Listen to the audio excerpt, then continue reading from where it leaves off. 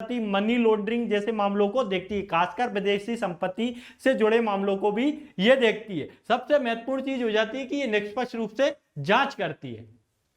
आपने निष्पक्ष रूप से जांच तो सुना होगा, लेकिन थोड़ा अगर ये अरविंद केजरीवाल को गिरफ्तार करती हैं या वहां पर पूछताछ के लिए पहुंचती हैं, सब चीज करती हैं, लेकिन इतिहास गवाह है कि इससे पहले भी लोगों के पास सीडी ने समन जारी किया है और समन जारी होने के बाद उन्हें फिर निर्दोष भी साबित कर दिया गया है, क्योंकि वो पहले किसी पार्टी में थे, बाद में वर्तमान सरकार जो भाजपा है उसमें शामिल हो गए। आप सभी को पता है, मैं आरोप नहीं लगा रहा हूं कि आप सभी को पता है कि हेमंत बिस्वा जी हैं, वो पहले दूसरी पार्टी में थे, उनके ऊपर शारदा चिटफंड के नाम से घोटाले का इनके ऊपर आरोप लगाया गया था, लेकिन इन्होंने जैसे ही बीजेपी ज्वाइन की इनके ऊपर सारे आरोप मिट गए।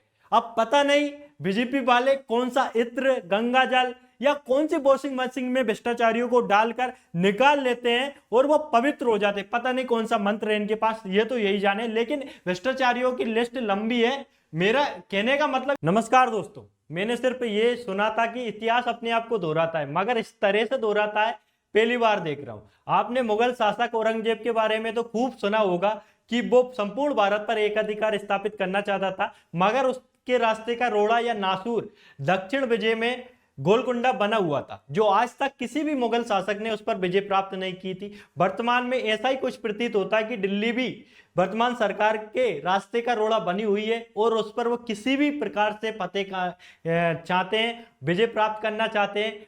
ऐसा ही कुछ जो प्राचीन काल के शासक थे उनकी नक्शे कदमों पर वर्तमान सरकार चलती हुई प्रतीत हो रही है, मुझे तो ऐसा ही लगता है। तो आज जानते हैं कि हालिया मामला क्या है।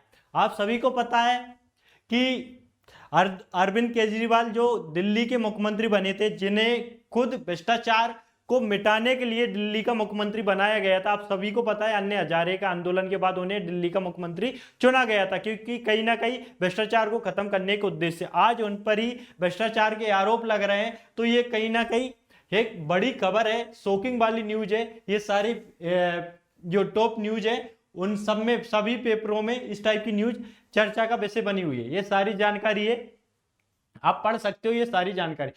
मेन मुद्दा क्या है? मुद्दा यह है कि ईडी द्वारा अभी हाल ही में अरविंद केजरीवाल को गिरफ्तार कर लिया गया। उनके ऊपर आरोप था कि उन्होंने, मतलब ऐसा पहली बार हुआ कि किसी सीएम को उनके पद पर रहते हुए गिरफ्तार किया गया, ये इतिहास में पहली बार हुआ है।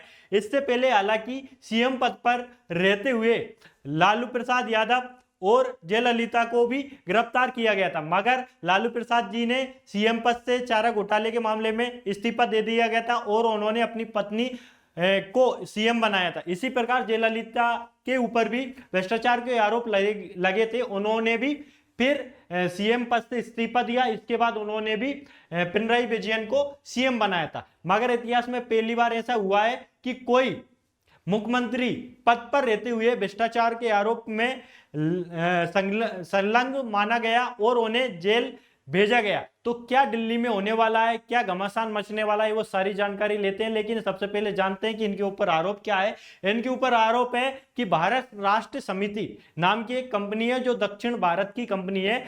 उन्होंने क्या किया, ये शराब कंपनी है, जिसके साथ मिलकर इन्होंने क्या किया कि दिल्ली में जो शराब के नियम कानून थे उस पॉलिसी को बदलकर इन्होंने क्या किया कि अपने अकॉर्डिंग पॉलिसी बनाई गई और जिसमें इन्होंने 100 करोड़ का गमन किया या घोटाला किया, जिससे कहीं ना कहीं केंद्र सरकार को रेवेन्यू कम पहुंच रहा था। तो इनके ऊपर यही आरोप है कि आपने शराब कंपनियों को यहां पर जगह दी और आपने 100 करोड़ का घोटाला किया, जिससे दिक्कत क्या आई केंद्र सरकार को कि हमारा रेवेन्यू कम हो गया। यही इनके ऊपर आरोप है। इसी के कारण इनको ईडी पकड़ के ले गया। ईडी के बारे में आप सब जानते हो, ये किसका मित्र और किसका दोस्त बना हुआ है, इसके काम आप सब जानते हो। जांच, पूछताछ, जब्ती और गिरफ्तारी, ये सारे काम होते हैं। ईडी के बारे में जान लेते कि ये 1 मई 1956 को इसकी स्थापना की गई थी। एक खुफिया एजेंसी होती है जो जांच करती है, वो भी निष्पक्ष रूप से, किसी भी प्रकार की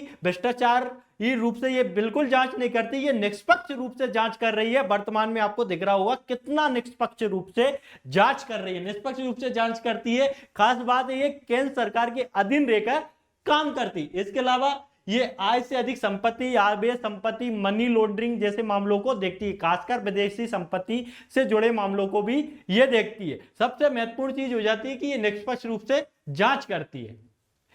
आपने निष्पक्ष रूप से जांच तो सुना होगा, लेकिन थोड़ा अगर ये अरविंद केजरीवाल को गिरफ्तार करती हैं या वहां पर पूछताछ के लिए पहुंचती हैं, सब चीज करती हैं, लेकिन इतिहास गवाह है कि इससे पहले भी लोगों के पास सीडी ने समन जारी किया है और समन जारी होने के बाद उन्हें फिर निर्दोष भी साबित कर दिया गया है, क्योंकि वो पहले किसी पार्टी में थे, बाद में वर्तमान सरकार जो भाजपा है उसमें शामिल हो गए। आप सभी को पता है, मैं आरोप नहीं लगा रहा हूं कि आप सभी को पता है कि हेमंत बिस्वा जी हैं, वो पहले दूसरी पार्टी में थे, उनके ऊपर शारदा चिटफंड के नाम से घोटाले का इनके ऊपर आरोप लगाया गया था, लेकिन इन्होंने जैसे ही बीजेपी ज्वाइन की इनके ऊपर सारे आरोप मिट गए।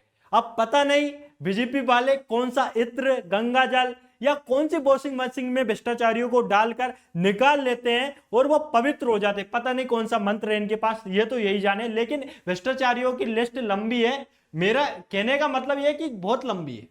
ये देख सकते हो आप, शुभेंदु अधिकारी को देख सकते हो, जितेंद्र तिवारी को देख सकते हो, इन सब पर भ्रष्टाचार के मामले थे। हार्दिक पटेल को देख सकते हो या अजित पवार को देख सकते हो, जो सभी पहले कहीं ना कहीं दूसरी पार्टियों में थे। जब इनके ऊपर भ्रष्टाचार के आरोप लगे तो ये भाजपा में शामिल हो गए, इसके बाद इनके ऊपर कोई भ्रष्टाचार का आरोप नहीं है, इनके ऊपर किसी प्रकार का कोई दाग नहीं बचा, कोई धब्बा नहीं बचा, बिल्कुल ये सफेद वस्त्र की तरह हो गए। इनके ऊपर बिल्कुल गंगा जल छिड़क कर इन्हें पवित्र कर दिया गया। अब कौन सा गंगा जल छिड़का गया ये तो मुझे भी पता नहीं, ये आप सब जानते होंगे कौन सा गंगा जल छिड़का गया इनके ऊपर। दूसरी बात, भाजपा में ऐसे भी नेता हुए हैं जिन्होंने एक समय बयान दिया था, अटल जी ने, कि मैं भ्रष्टाचारियों का साथ लेकर कभी सत्ता नहीं कायम करना चाहता, अगर ऐसी सत्ता मुझे कोई दे तो मैं उसे चिमटे की नोक से भी नहीं छूना चाहता। ये अटल जी का बयान था।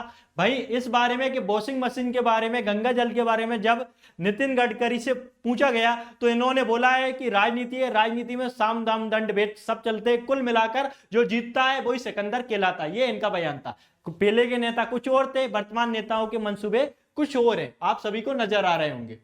आगे बढ़ते हैं। ये देख सकते हो जो लोग भाजपा में शामिल नहीं होते वो कहां पर जाते, वो सीधे जाते हैं जेल। आप मनोज सिसोदिया सहित बहुत से नेताओं को देख सकते हो जिन्होंने जेल की यात्राएं करी हैं और कर रहे हैं, जेल की रोटियां खा रहे हैं। तो जो इनके मंसूबों पर पानी फेरने के लिए तैयार है वो सीधा जाता है जेल में।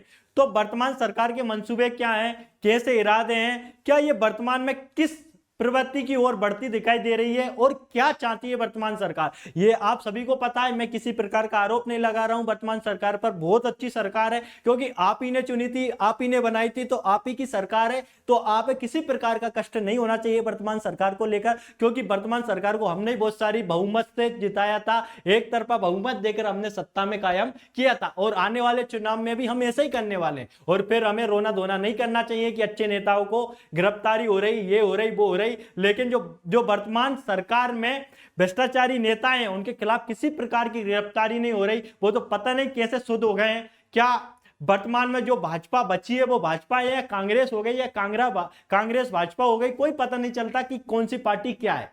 तो मेरा किसी प्रकार का आरोप लगाना वर्तमान सरकार के ऊपर इतना वो नहीं है, मेरे ऊपर मतलब इतना हौसला नहीं है या इतनी ताकत नहीं है कि मैं वर्तमान सरकार के ऊपर कोई आरोप लगा सकूं। तो मेरा तो समझाने का काम है, जो मैंने यहाँ पे मुद्दे को अच्छी तरह समझाने की कोशिश की है। बाकी जो भी गलती हुई हो शब्दों में या किसी भी प्रकार से, तो मुझे माफ करने की कोशिश करें। तो जय हिंद, जय भारत, मिलते हैं एक नई वीडियो।